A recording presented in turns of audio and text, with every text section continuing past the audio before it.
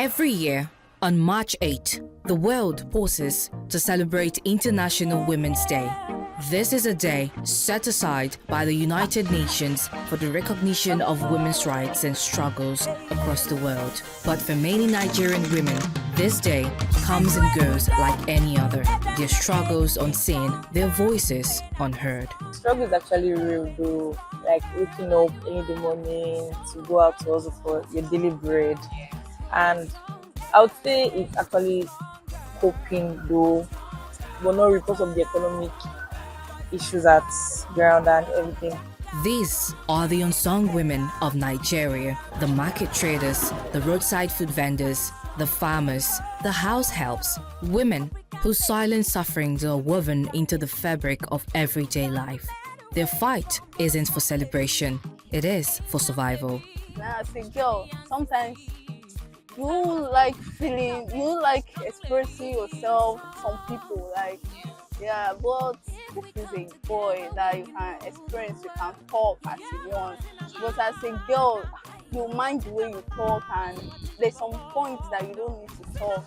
So that when you talk now, they will say, this girl is disrespectful, and sometimes they will say, this is not a woman, a material, a wife material. In time of you speaking your mind, they won't tell you. They will be telling you that this one cannot be a woman material because you are giving your mind. You are telling them your mind.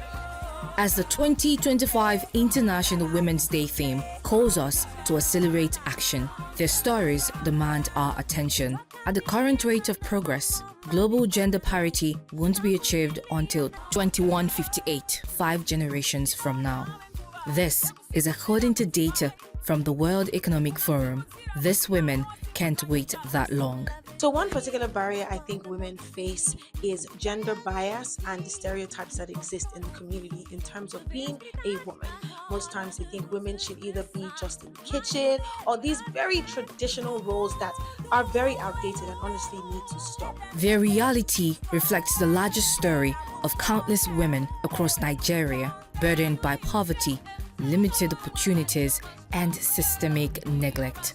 Yet, in their resilience lies hope, a hope we cannot afford to overlook. So we can talk about unwholesome cultural practices, lack of education, and gender-based violence.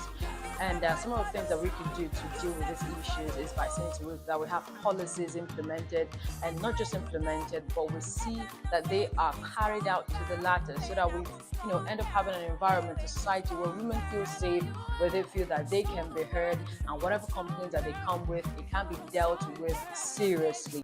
This year, #AccelerateAction isn't just a hashtag. It's a call to close the gap. It is to address the systemic barriers keeping Nigerian women from living with dignity and hope. It is a call for swift and decisive steps to ensure that no woman is left behind. I think people need, should I say, reorientation or orientation, to the fact that a woman's place doesn't end in the kitchen. A woman's place is not relegated to a small space or small position. Women can be more. So first, we need to work on our minds and how we perceive women in the first place. The ongoing celebration of the World International Women's Day. I would love to see more happen in the area of maternal health. Their dreams are simple: a chance to learn, to earn, to be safe, to be seen. And on this International Women's Day, we have an opportunity not just to celebrate women's achievements, but to fight for the women whose victories are still out to reach. Let's not wait until 2158. Together, let's accelerate action for them, for us, and for the future. Happy International Women's Day.